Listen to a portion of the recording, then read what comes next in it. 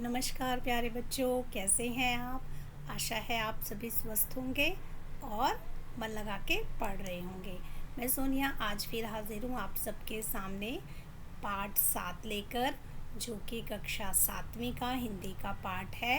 और पाठ का नाम है अपूर्व अनुभव। अनुभव बोलते हैं बच्चों एक्सपीरियंस को, अपूर्व अनुभव। ये पाठ आपने पढ़ा है कक्षा में। आज मैं आपको इस पाठ के पाठ्य पुस्तक के प्रश्न उत्तर करवाऊंगी, साथ में ही लघु प्रश्न उत्तर और बहुत सारे एक्स्ट्रा प्रश्न उत्तर करवाऊंगी। तो आप पढ़ने के लिए तैयार हैं? तो चलो बच्चों शुरू करते हैं पाठ। शुरू करने से पहले आपसे एक नम्र निवेदन है कि यदि आपको वीडियो पसंद आए तो बेल आइकन दबाकर इसको सब्सक्राइब कर लीजिए, ताकि जो भी मैं वीडियो बना कर लेके आऊँ सबसे पहले आप तक पहुँचे और आप उसका लाभ उठा सकें। तो पाठ इस तरीके से है। पाठ में पहला प्रश्न है पाठ से। तो यासुकी चैन को अपने पेड़ को पर चढ़ाने के लिए तोतो-चान ने अथक प्रयास क्यों किया, लिखिए। तो यासुकी चैन जो है वो बच्चों आपने पढ़ा ही है कि यासुकी चैन को जो है अपने पेड़ पर चढ़ाने के लिए तोतो-चान ने बहुत सारा प्रयास किया। तो क्यों किया, हम उसमें उत्तर में क्या लिखेंगे। यासुकी चान तोतो-चान का प्रिय मित्र था। ये बात आपको पाठ पढ़कर पता चल गई कि यासुकी चान जो है तोतो-चान का बहुत प्रिय मित्र था। तो वह पोलियोग्रस्त था। अब बच्चे आपको पता ही है जो पोलियोग्रस्त होता है वो चल नहीं सकता, लेकिन अपने मित्र को पेड़ पर चढ़ने का क्या अनुभव होता है, वो जो है यासुकी चान चाहती थी कि तोतो-चान भी अनुभव करे, इसलिए वह पेड़ पर नहीं चढ़ सकता था।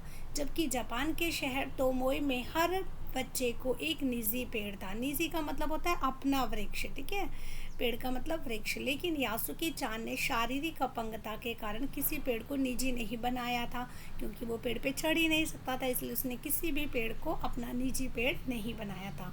तोतो-चान को अपनी इच्छा थी कि वह यासुकी चान को अपने पेड़ पर आमंत्रित कर दुनिया की सारी चीज़ें दिखाए। यही कारण था कि उसने यासुकी चान को अपने पेड़ पर चढ़ाने के लिए अथक प्रयास किया, बहुत प्रयास किया ताकि वो पेड़ पर चढ़ सके। तो बच्चों फ्रेंडशिप में ये सब चलता है, एक दूसरे की मदद करना बहुत ही अच्छा स्वभाव होता है। प्रश्न दूसरा है, दृढ़ निश्चय और अथक परिश्रम से सफलता पाने के बाद तोतो-चान और यासुकी चान को अपूर्व अनुभव मिला। इन दोनों के अपूर्व अनुभव कुछ अलग अलग थे, दोनों में क्या अंतर थे, लिखिए। तो आप उत्तर के में क्या लिखेंगे कि दृढ़ निश्चय और अथक परिश्रम से पेड़ पर चढ़ने की सफलता पाने के बाद तोतो-चान और यासुकी चान को अपूर्व अनुभव मिला। इन दोनों के अपूर्व अनुभव का अंतर निम्न रूप से कह सकते हैं। तोतो-चान स्वयं तो रोज ही अपने निजी पेड़ पर चढ़ती थी, वो लड़की थी, अपने पेड़ पर निजी पेड़ पर चढ़ती थी।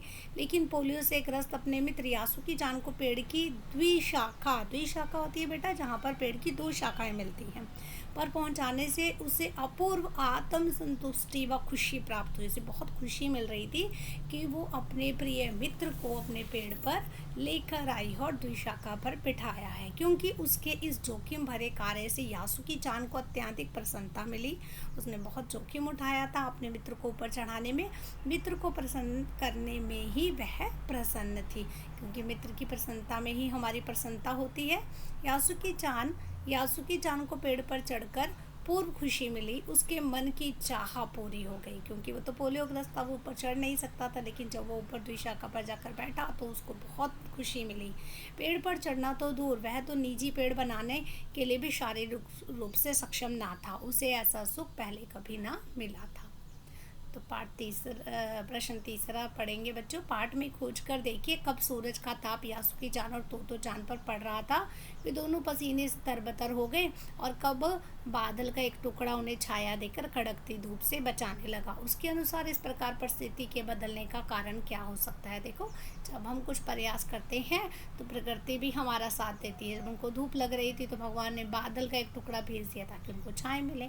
तो आप उत्तर कैसे लिखेंगे। पहली सीढ़ी से यासुकी चान का पेड़ पर चढ़ने का प्रयास जब असफल हो जाता है तो तोतो-चान तिपाही सीढ़ी जो सीढ़ी होती है बच्चों, उसकी 3 तिपाहियाँ होती हैं, 3 पाए होते हैं, उसको तिपाही बोलते हैं। सीढ़ी खींच कर लाई, उसके अथक प्रयास से उसे ऊपर चढ़ाने का प्रयास करने लगी तो दोनों तेज़ धूप में पसीने से तरबतर हो गए।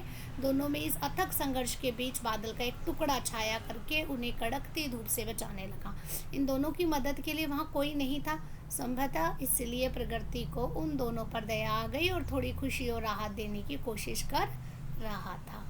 तो आपको प्रश्न के उत्तर आसानी से मिल रहे हैं बच्चों, आशा आपको समझ आ रहे होंगे।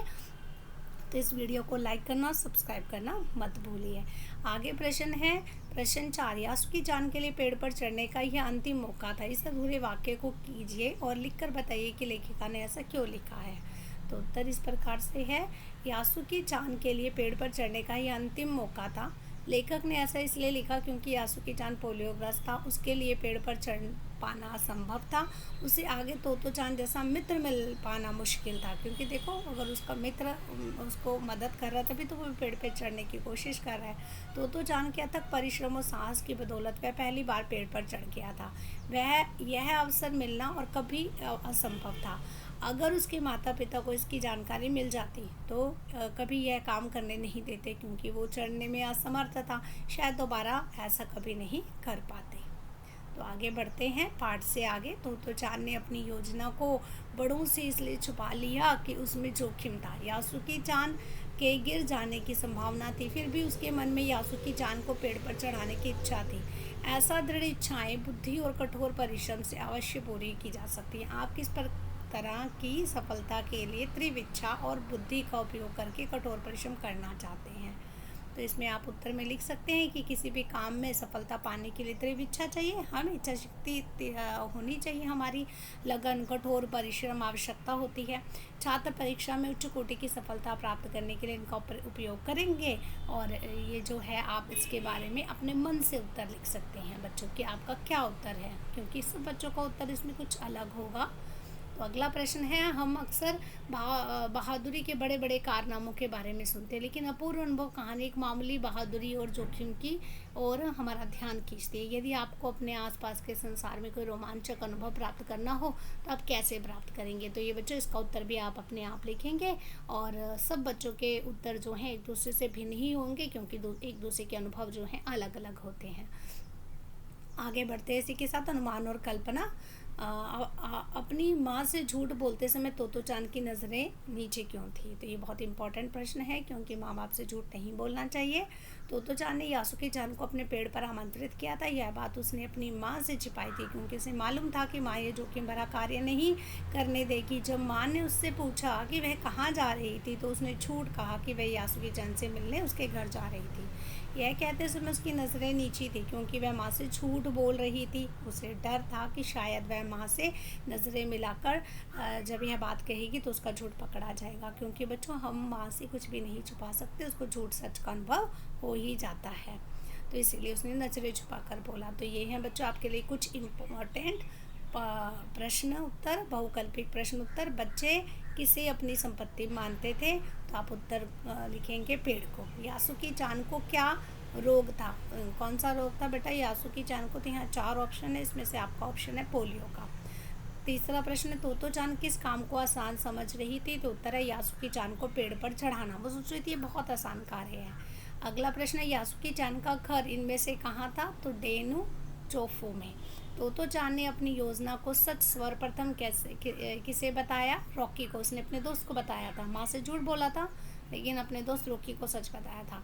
तोतो चांद यासु की चांद पर पेड़ पर चढ़ने का कौन सा तरीका अपना रही थी, सीढ़ियों पर धकिया कर। आपने पढ़ा है, सीढ़ियों पर धकिया कर वो उसको चढ़ा रही थी। अगला प्रश्न है, दोनों के विश्वास पर पहुंचने पर क्या हुआ। तोतो ने यासु की चांद का स्वागत किया अपने पेड़ पर। तो यह उसकी हार्दिक इच्छा थी। वाक्य में हार्दिक शब्द क्या है, विशेषण। आपकी सुविधा के लिए मैंने यहाँ उत्तर मार्क भी कर दिए हैं और नीचे यहाँ पे एक आपको बॉक्स भी दे दिया है। आगे बढ़ते हैं बच्चों, ये अति लघु प्रश्न उत्तर हैं, पाठ के बीच में से ही हैं, आपके लिए बहुत उपयोगी सिद्ध होंगे, इसलिए वीडियो को अंत तक देखिए।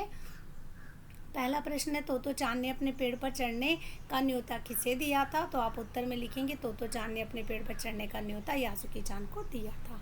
दूसरा, किसी पेड़ को यासुकी चान निजी संपत्ति क्यों नहीं मानता था? तो उत्तर में आप लिखेंगे पेड़ पर चढ़ना उसके साथ लेखना उसके लिए असंभव था और इसलिए वह किसी पेड़ को निजी संपत्ति नहीं मानता था।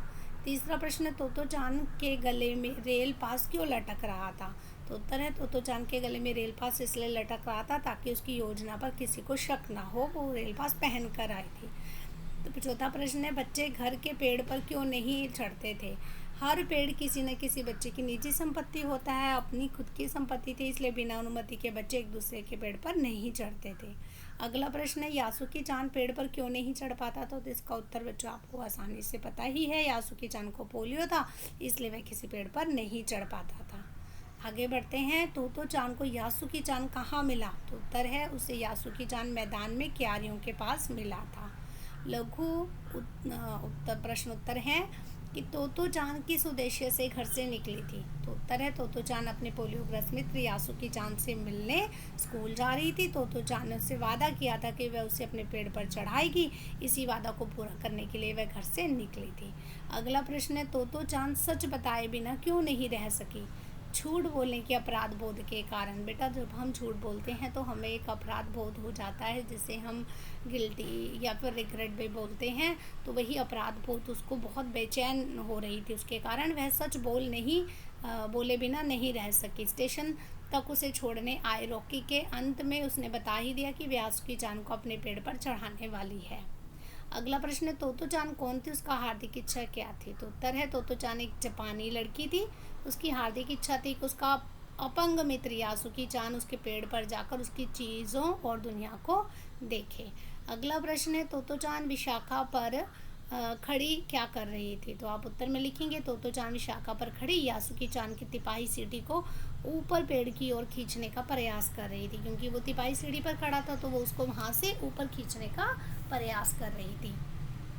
अगला प्रश्न है, तोतो चान क्या नहीं समझ पाई? तो उत्तर है तोतो चान यह नहीं समझ पाई कि यासुकी चान के लिए घर बैठे किसी चीज़ को देख लेना क्या मायने रखता है, क्योंकि उसे यासुकी चान की परेशानी का सही अनुभव नहीं था। बच्चों, हम जिस स्थिति में हो सकते हैं उसी परेशानी का हम अनुभव ले सकते हैं।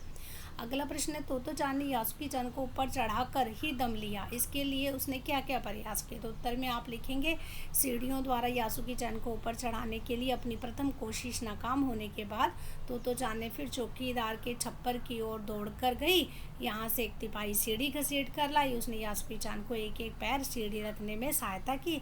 जब यासुकी चान तिपाही सीढ़ी के ऊपर पहुँच गया तो तोतो चान ने द्विशाखा पर चढ़कर बड़े परिश्रम से उसे ऊपर की ओर खींच लिया, जिससे वह विशाखा तक पहुंच गया। तो बच्चों, ये अगला जो प्रश्न है वो मूल्यपूर्वक प्रश्न है, वैल्यू बेस्ड क्वेश्चन है, जो कि पेपर में अक्सर आता ही है। तो विकलांगों के प्रति हमारी सोच कैसी होनी चाहिए, स्पष्ट कीजिए। तो उत्तर आप इस प्रकार से लिखेंगे कि विकलांग हमारे समाज के आवश्यक अंग हैं, उन्हें सम्मानपूर्वक जीने का पूरा पूरा अधिकार है। हमें उन पर सहानुभूति दिखाने की बजाय उन्हें आत्मनिर्भर बनाने के लिए पूर्ण कोशिश करना चाहिए। हमें उनके साथ कुछ समय बिताना चाहिए ताकि उन्हें अकेलापन का एहसास ना हो। उनके प्रति हमारा विशेष उत्तरदायित्व है, उन्हें सभी प्रकार की सुविधाएं मिलनी चाहिए। तो आशा है आपको वीडियो पसंद आई होगी। तो प्लीज़ इसे लाइक, सब्सक्राइब और शेयर करना मत भूलिए, ताकि मैं आपके लिए अन्य वीडियो लाऊं। और कमेंट बॉक्स में लिखिए कि आपको किस कक्षा का कौन से विषय, हिंदी विषय का या संस्कृत विषय का कौन से पाठ का वीडियो चाहिए। धन्यवाद। शुभ दिन।